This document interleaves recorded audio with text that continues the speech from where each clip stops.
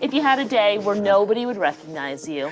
I don't think I'd be that different, honestly. I dropped the whole trying to be something for somebody a long time ago, so I pretty much walk through the world except when I want to be funny or I want to do something outrageous.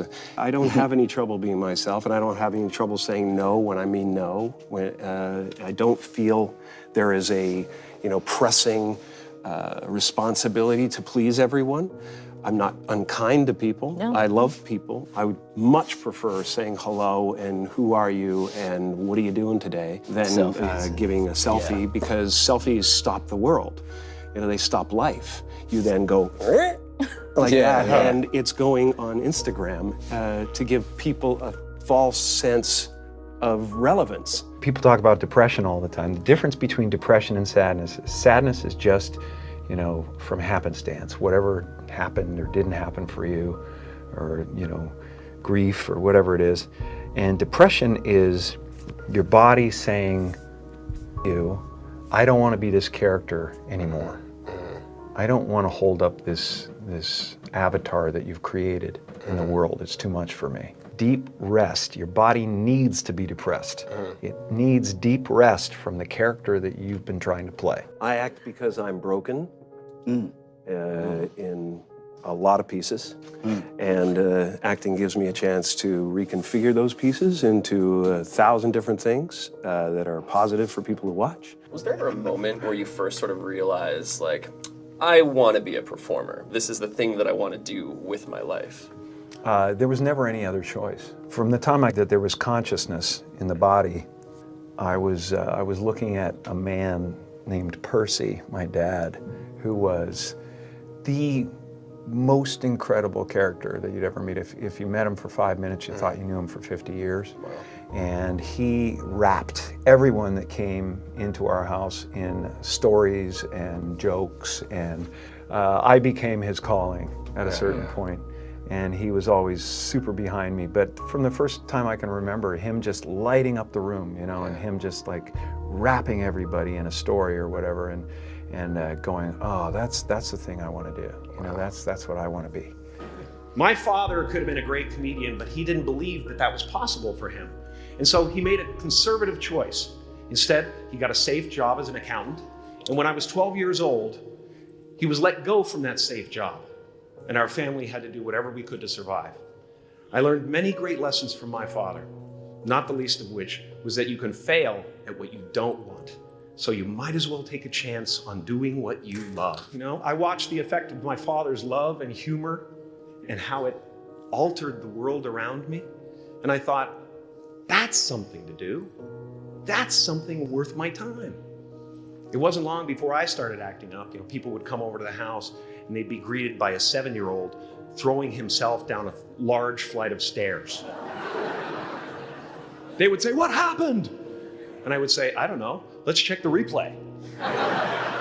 I'd go back to the top of the stairs and come back down in slow motion. Now, fear is going to be a player in your life, but you get to decide how much. You can spend your whole life imagining ghosts, worrying about the pathway to the future, but all there will ever be is what's happening here, and the decisions we make in this moment, which are based in either love or fear. So many of us choose our path out of fear disguised as practicality. What we really want seems impossibly out of reach and ridiculous to expect, so we never dare to ask the universe for it. When I was about 28, after a decade as a professional comedian, I realized one night in LA that the purpose of my life had always been to free people from concern, just like my dad. The only one I hadn't freed was myself, and that's when my search for identity deepened. I wondered who I'd be without my fame. Who would I be if I said things that people didn't want to hear? Or if I defied their expectations of me? And that piece that we're after lies somewhere beyond personality, beyond the perception of others, beyond invention and disguise, even beyond effort itself. You can join the game, fight the wars, play with form all you want, but to find real peace, you have to let the armor go. Your need for acceptance can make you invisible in this world. Don't let anything stand in the way of the light that shines through this form. Risk being seen in all of your glory. Your job is not to figure out how it's going to happen for you, but to open the door in your head. And when the door opens in real life, just walk through it. And don't worry if you miss your cue, because there's always doors opening. They keep opening. And when I say life doesn't happen to you, it happens for you, I really don't know if that's true. I'm just making a conscious choice to perceive challenges as something beneficial so that I can deal with them in the most productive way. You'll come up with your own style. That's part of the fun. You are ready and able to do beautiful things in this world. And after you walk through those doors today, you will only ever have two choices: love or fear. Choose love, and don't ever let fear turn you against your playful heart. What's happening right now inside everybody is they're going, who am I? And they're depressed.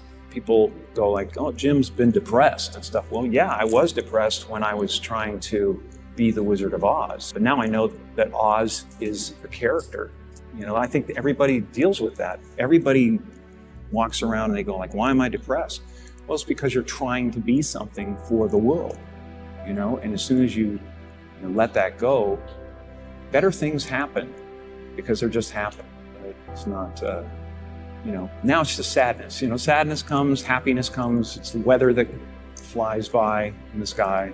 It doesn't sit on you long enough to drown you. A few months ago, I woke up and I suddenly got it. I understood suddenly how thought was just an illusory thing, and how thought is responsible for, if not all, most of the suffering we experience. And then I suddenly felt like I was looking at these thoughts from another perspective. And I wondered, who is it that's aware that I'm thinking? And suddenly I was thrown into this expansive, amazing feeling of freedom from myself, from my problems. You know, when I go to sleep at night, I'm not just a guy going to sleep. I'm two-time Golden Globe winner Jim Carrey going to get some well-needed shut-eye. And when I dream, I don't just dream any old dream. No, sir. I dream about being three-time Golden Globe winning actor Jim Carrey. Because then I would be enough.